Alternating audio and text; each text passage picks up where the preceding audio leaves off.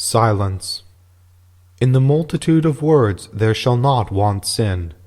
I quote from the book of Proverbs. Obviously, a religious aiming to perfect his ways will find silence a very helpful virtue. To speak seldom, and then but briefly, prevents sin. Where there is too much talk, God is in one way or another offended, and reputations suffer. On the other hand, let only the virtue of silence come into its own, and people get their due. If we deal fairly with one another, and practice the virtue of justice, we establish the bond of peace. This means that where silence is observed, the fruits of peace are gathered as easily as fruit is gathered from a heavily laden tree. Of all places in the world, peace is essential in the cloister. Silence is of paramount importance in the life of a religious, because by means of silence peace of mind and body is preserved. Dilating on the virtue of silence, Isaiah the prophet said, "The work of justice shall be peace, and the service of justice shall be quietness," or silence. It is as though he said, "The nature of silence is such that it acts as a preservative of the godly virtue, justice. It encourages peaceful ways, and enables men to live in peace and harmony. We may lay it down as a principle that unless a man diligently sets a guard to his tongue, he must lose all the graces he has acquired, and necessarily and quickly fall into evil ways. The tongue," wrote the Apostle St. James, "is indeed a little member, and boasteth great things.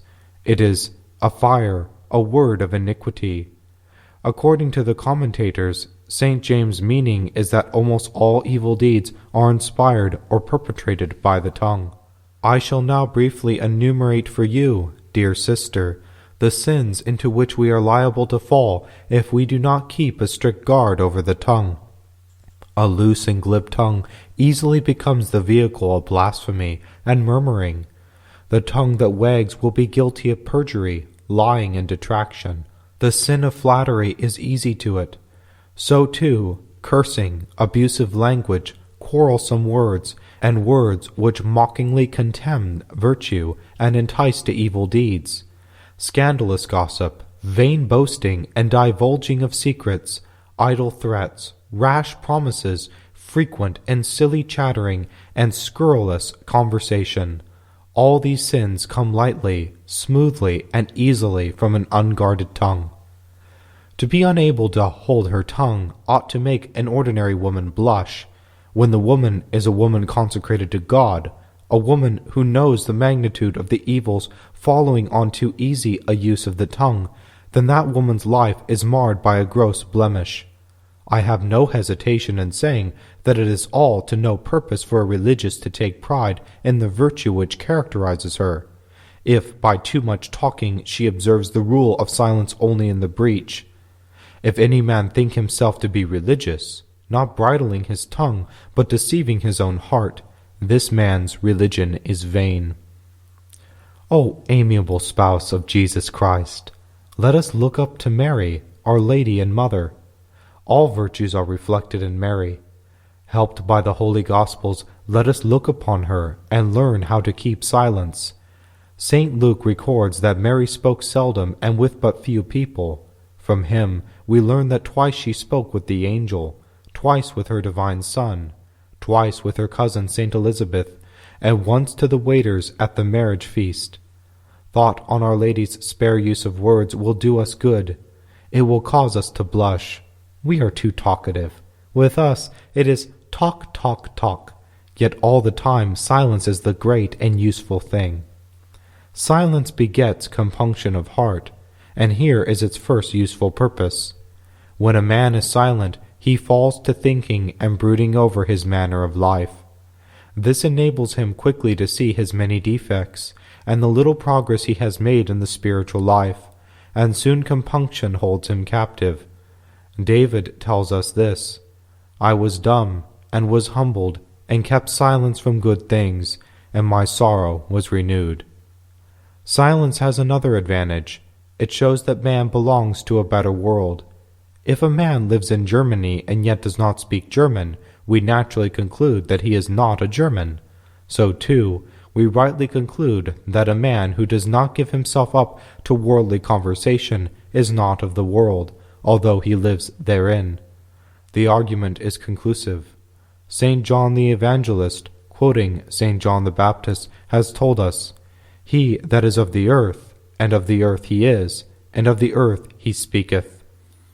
The religious who would cultivate the habit of silence cannot do better than shun the company of his fellows and lead the life of a solitary.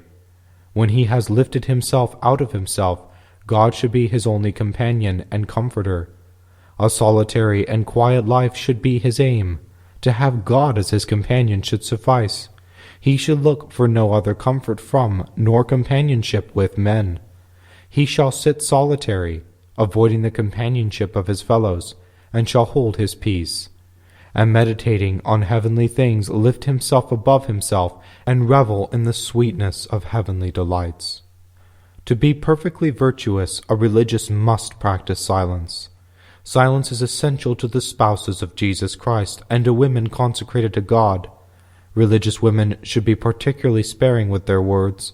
Their words should be precious. Talking should cause them to blush. They should never speak except in extreme necessity.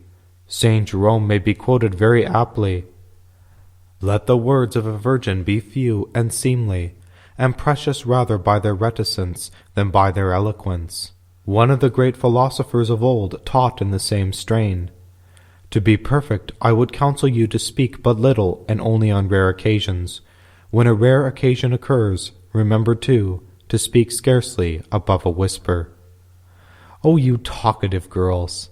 You chatterboxes! You garrulous nuns! I have a story for you which, if you take it to heart, will teach you what you must do if you would learn to keep silence. In the lives of the Fathers it is related that a certain abbot, Agathon by name, kept a stone in his mouth to prevent his talking. For 3 years he continued the practice, until at last he learned how to hold his tongue. Take this lesson to heart. Tie a stone to your tongue. Fasten your tongue to your palate. Put thy fingers in thy mouth, and learn to keep silent. Remember always that it ill becomes a woman vowed to Christ to look for conversation with anyone except her spouse, Jesus Christ. Talk, therefore, only on rare occasions, and let your conversations be short. Use but few words. Speak in fear and trembling in all modesty. Above all, scarcely ever speak in your own cause, in your own defense. Cover your face with a veil of bashful modesty. Sew your lips together with the threads of rule and discipline. Let your words be few, for in the multiplicity of words there shall not want sin. Let your conversation be useful, modest, and humble. Never speak an idle word, because every idle word that men shall speak, they shall render an account for it in the day of judgment. Speaking on idle words, it may be noticed with St. Gregory that an idle word is one that the speaker uses without necessity, or with no advantage to the hearer.